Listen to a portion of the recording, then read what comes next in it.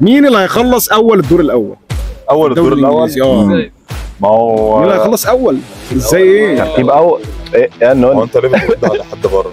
عادي عادي. لا ما قلنا بقى مونتاج منتج اباولو. بص يا درش، يعني بحكم اللي احنا بنتفرج عليه في الدوري الانجليزي وبنشوفه في السنين اللي فاتت صعب قوي تحدد مين ده.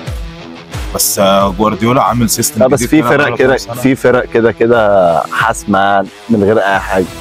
بس بدايه جوارديولا السنه اللي فاتت غير السنه دي. ايوه السنه اللي فاتت كان بادئ وحش، السنه دي بس برضه في ده مديرين فنيين اتغيروا كتير في الدوري واللعيبه كتير اتغيرت، ف لا الموضوع صعب قوي. ليفربول هتخلص كام؟ ليفربول تخلص كام؟ وارسنال كام؟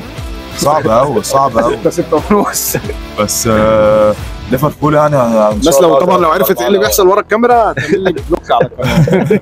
ان شاء الله ليفربول هتخلص في الاربعه الاوائل، بس تاخد الدوري صعب جدا السنه دي. لا انا بتكلم على الدور الاول، ليفربول هتخلص الدور الاول. الدور الاول؟ لا الدور الاول برضه هي السيتي هتخلص اول. السيتي كده، السيتي لحد اخر الدوري وهي شكلها السيتي السنه دي.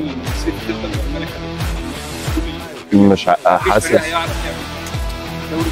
بس السيتي مختلف فاهم بجد والله، بحسه كده. السيتي عشان جوارديولا في الاول وفي الاخر فاهم. هو الصراحه طب انتوا عارفين ايه مشكله ارسنال ومشكله اسمهم ايه؟ تشيلسي؟ مفيش قائد في الفرقه. لا مفيش قائد في الفرقه، مفيش حد شايل الفرقه زي راموس زي الناس دي وكده. من الموسم اللي فات.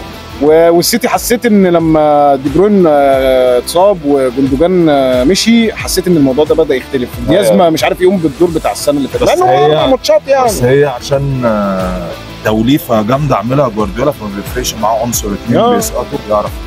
اتنين بيسقطوا فين؟ هو داخل امتحان بينزلوا من الاصابات. دي حته لزوم الفيديو دي. معلش سريعا كده، الناس تكابتن مين؟ اصلا عندها ماتش كويس بالذات انها خارجه من ماتش رخم، وتشيلسي نفس الكلام لسه خسرانه على ارضها من نوتنجهام، فهي عندها ماتش كويس. صلاح كده انا مكابتن صلاح كده صلاح. انا مكابتن سون وانا مكابتن ماديسون. ما المعلم مشاهولي جاب لي مين؟ ماديسون. نسينا نقول توتنهام صحيح، عندها ماتش سهل. توتنهام انا شخصيا مكابتن ماديسون. مشالي سون قبل الماتش اللي جاب فيه هاتريك. معايا عبد الله وتيكا برنامج جيب جول. يلا حبيبي يا درش، سلام.